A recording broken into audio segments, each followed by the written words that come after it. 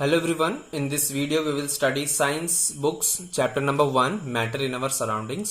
What is matter? Matter is a material made up of particles which occupies space and has mass.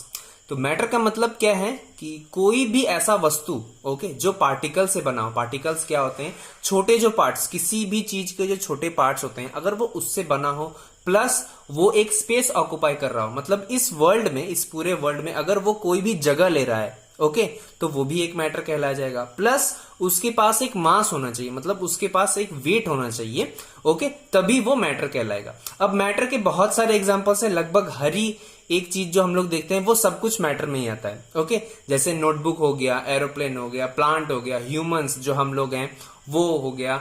ये सारा कुछ क्या है? Particle से बना हुआ है, एक स्पेस ऑक्युपाई कर रहा है, प्लस ये सब के पास वेट भी है. तो ये सारे कुछ को हम लोग मैटर कहेंगे. अब मैटर किससे बना होता है? हम लोग जानते हैं मैटर जो है वो एटम से बना होता है. तो एटम जनरली ऐसा स्ट्रक्चर होता है. ऑर्बिट्स होते हैं, बीच में उसका न्यूक्लियस होगा, इसमें न्यूट्रॉन्स और प्रोटॉन्स भरे होते हैं और यहां पे जो है इलेक्ट्रॉन्स रोटेट करते रहते हैं. तो ऐसा ही एक स्ट्रक्चर होता है एटम्स, जिससे पार्टिकल्स बनते हैं और पार्टिकल्स के बाद वो मैटर बनता है. अब इस चैप्टर में आगे बढ़ते हैं.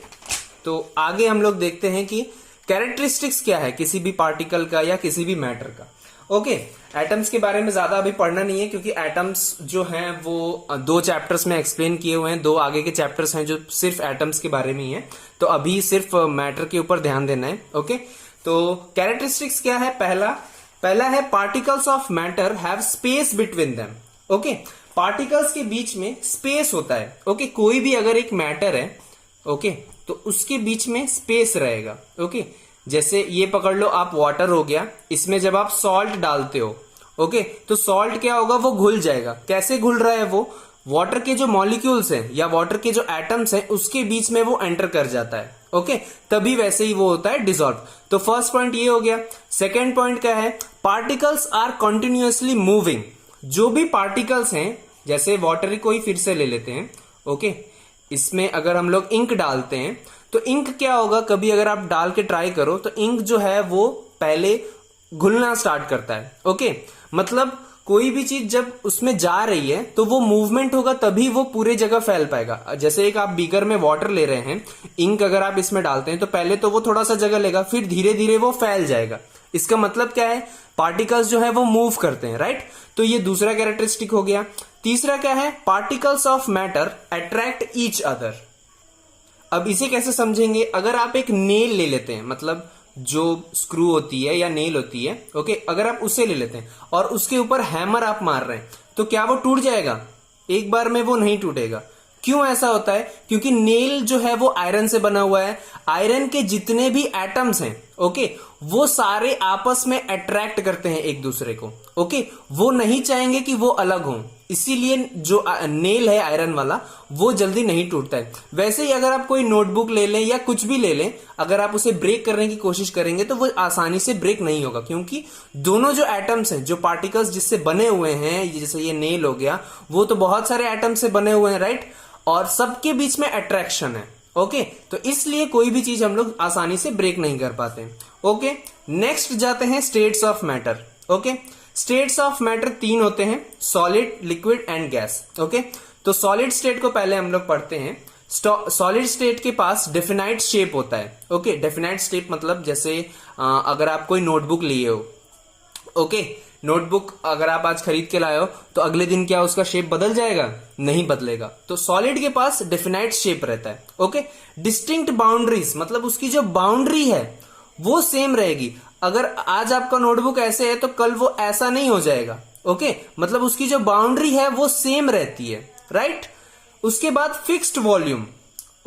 जैसे आपके नोटबुक में 100 पेजेस हैं, तो कल को वो बढ़ के 120 नहीं हो जाएगा या 80 नहीं हो जाएगा.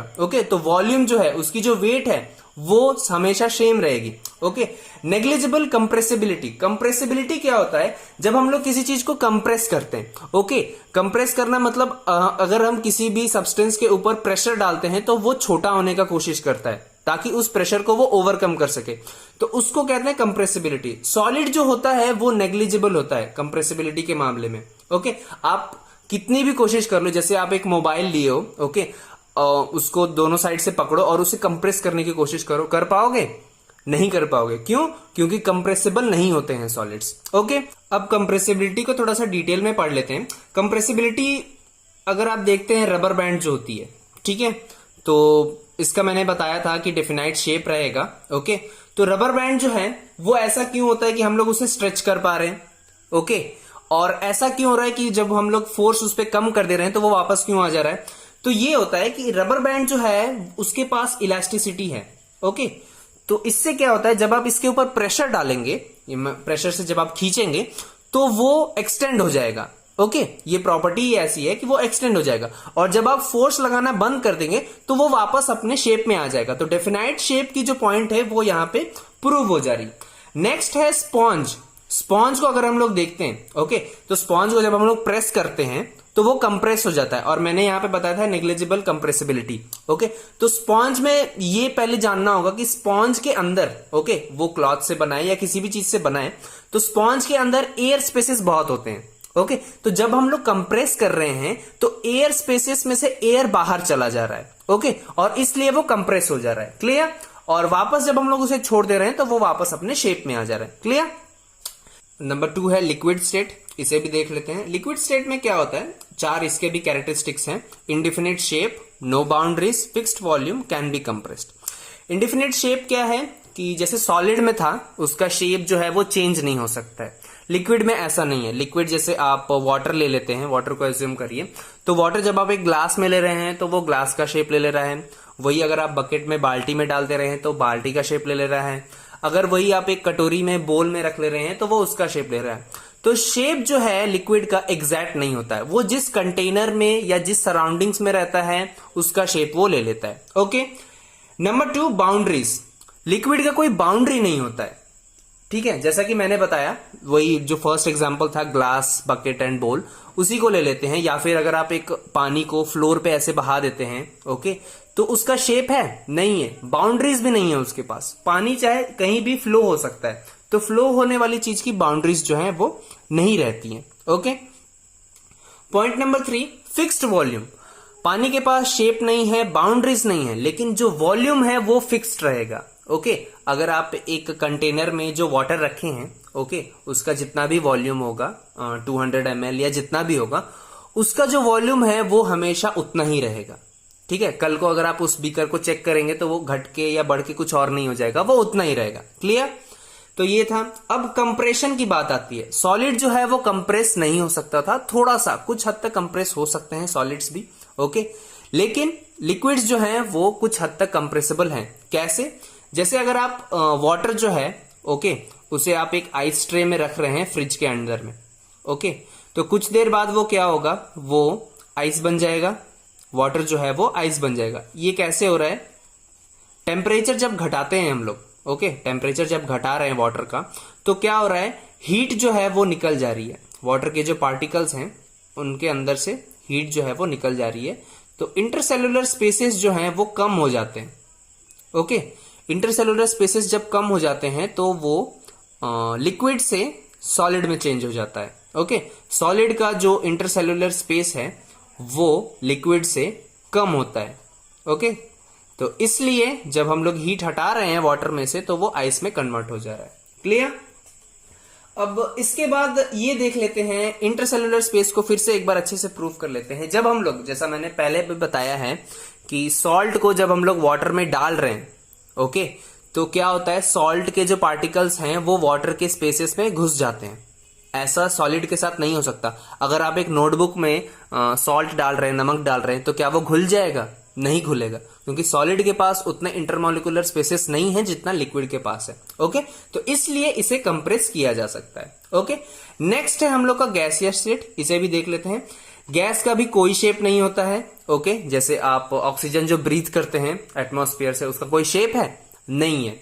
बाउंड्रीज भी सेम लिक्विड की तरह नहीं है, वो कहीं भी फ्लो हो सकता है। ओके, वॉल्यूम्स जो हैं नॉट फिक्स्ड। ओके ये टेम्परेचर के अनुसार चेंज होते रहते हैं। ओके जैसे अगर आप एक रूम में हैं, वहां पे अगर आपने एसी ऑन किया हुआ है तो वहां पे गैस जो है, वो जो भी गैस रहेगी, नेचुरल गैस जो रहेगी, वो ज्यादा रहेगी कंपेयर टू सराउंडिंग्स। ओके तो जितना टेम्परेचर जहां पे कम रहेगा वहां पे गैस का जो वॉल्यूम है वो थोड़ा सा ज्यादा होगा। ओके टेम्परेचर वाला जो यहां मैंने एक्सप्लेन किया था, ठीक वो भी यहां पे अप्लाई होता है। ओके अगर आप रूम में हैं तो वहां पे गैस एसी अगर आपकी ऑन है तो वहां पे टेम्परेचर कम है तो गैस मॉलिक्यूल्स जो है वो ज्यादा आएंगे, क्योंकि इंटरमॉलिक्यूलर जो स्पेस है वो घट जाएगी। और वही सराउंडिंग्स में टेम्परेचर जब ज्यादा रहेगा तो डिस्टेंस ज्यादा होगी, तो इस वजह से वॉल्यूम्स जो है वो चेंज हो सकती हैं। हाईली कंप्रेसिबल कैसे हो सकता है? गैस के पास सबसे ज्यादा इंटरमॉलिक्यूलर स्पेस है। जो तीनों स्टेट्स हैं हम लोग के पास, सॉलिड, लिक्विड और गैस, इसमें से गैस के पास सबसे ज्यादा इंटरसेलुलर या इंटरमॉलिक्यूलर स्पेस है। ओके तो गैस के जो पार्टिकल्स हैं वो आपस में बहुत दूर दूर रहते हैं कंपेयर टू लिक्विड और सॉलिड में तो एकदम ही जगह नहीं होती है, तो इसे हम लोग आराम से कंप्रेस कर सकते हैं। ओके जैसे एक परफ्यूम की बॉटल हो जाती है, उसमें क्या रहता है? लिक्विड रहता है, राइट? जब हम लोग उसे स्प्रे करते हैं तो क्या निकलता है? गैस निकलता है। तो यहां पे कंप्रेस किया हुआ है। क्लियर? ठीक उसी तरह अगर आप जो एलपीजी सिलेंडर्स हैं, ओके, जिससे कुकिंग होती है, उसमें भी अगर आप देख ले तो क्या होता है, उसमें वो लिक्विड रहता है, लेकिन जब हम लोग बाहर निकालते हैं स्टोव में तो वो गैस बन के आग निकलता है। क्लियर? तो ये था गैसियस स्टेट। इसके बाद कंपैरिजन देख लेते हैं। Okay comparison of types of matter.